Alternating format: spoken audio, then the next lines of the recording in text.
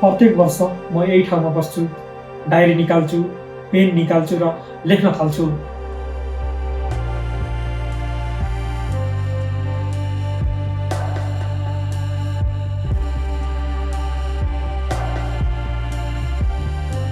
My goals my resolutions. हरेक वर्ष म आफूलाई एउटै कुरा भन्छु, यो वर्ष अरू वर्षभन्दा फरक हुनेछ।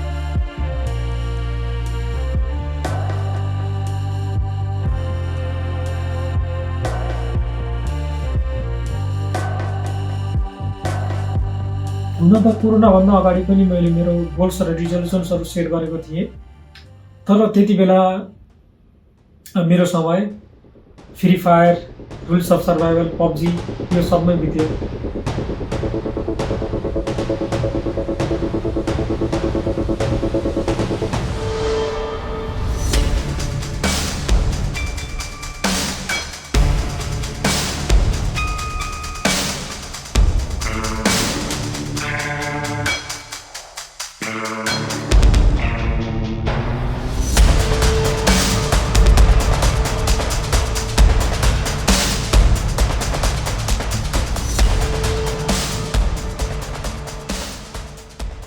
केवल घन्टा, दिन, महिना मात्र होइन, यहाँ त वर्षौँ बित्यो।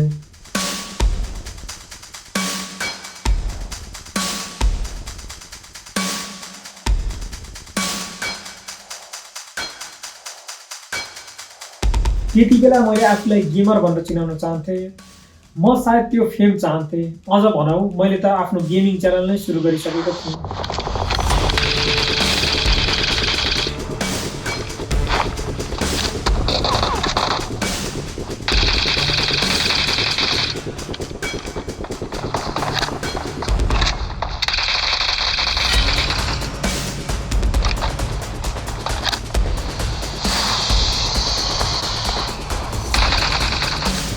लगातार 3 महिनासम्म भिडियो राखेपछि म रोकिएँ। सायद म त्यो हार्डवर्क गर्न चाहँदैनथेँ होला। म नम्बर्सको पछाडि भागेँ, सब्सक्राइबर्सको नम्बर। सायद त्यसैले गर्दा नि होला मलाई भिडियो राख्नै मन लागेन।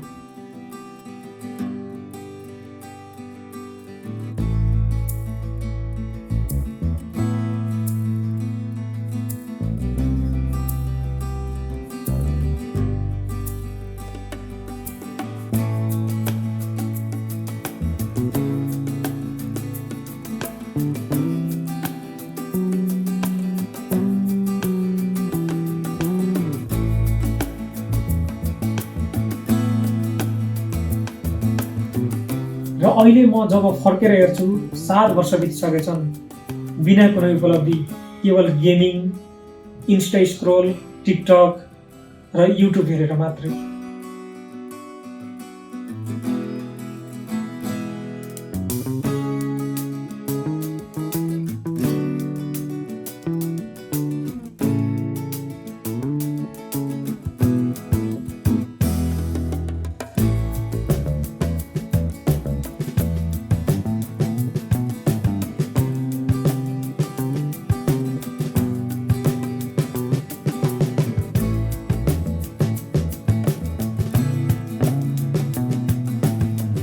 हरेक पटक म मेरो जन्मदिनमा गोल सेट गर्छु, रिजोल्युसन बनाउँछु।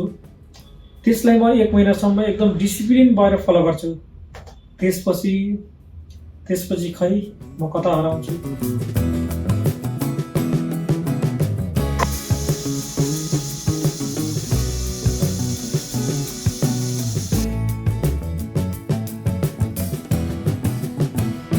केही भएको त छैन, तर आज होइन, भोलिबाट चाहिँ स्योर गर्छु।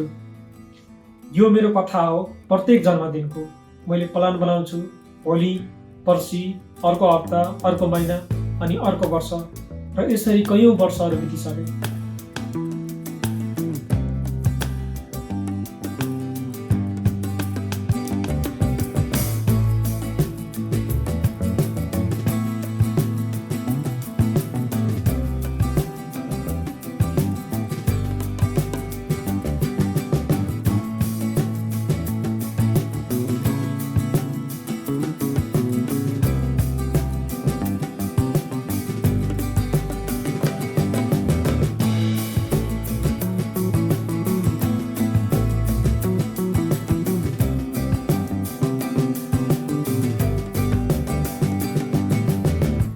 म केवल बाँचिरहे, गेम खेल्न, इन्स्टा हेर्न, टिकटक हेर्न, युट्युब हेर्न।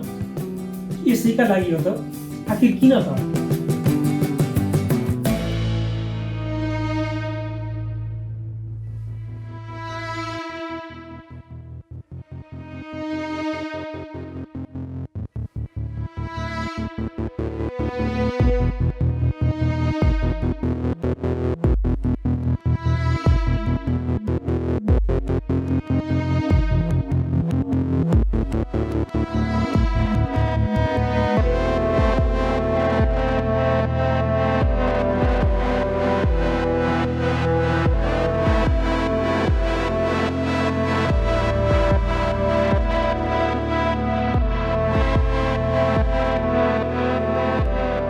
यसपटक पनि म फेरि मेरो गोल्स र रिजोल्युसन्सहरू बनाउँदैछु, तर यसपटक म पर्फेक्सनको पछाडि भाग्ने छैन।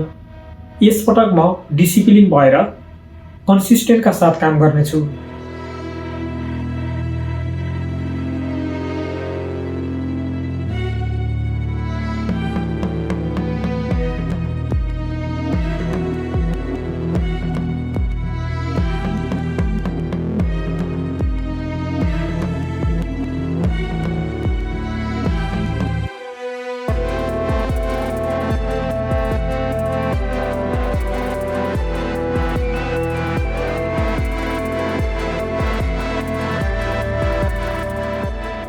सबैजनाले आफ्नो डायरी लेख्छन्, दैनिकी लेख्छन्, रियलाइजेसन लेख्छन्, प्रेम लेख्छन्।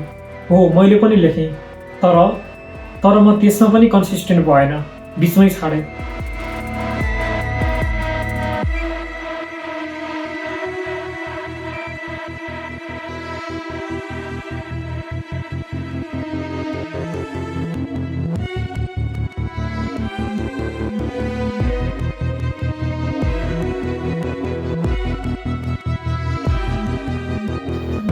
र यो च्यानल केवल मेरो भलाइ होइन, यो मेरो डायरी हो। धेरै जसोले आफ्नो डायरी कलमले लेख्छन्, तर म मेरो डायरी क्यामेराले लेख्दैछु।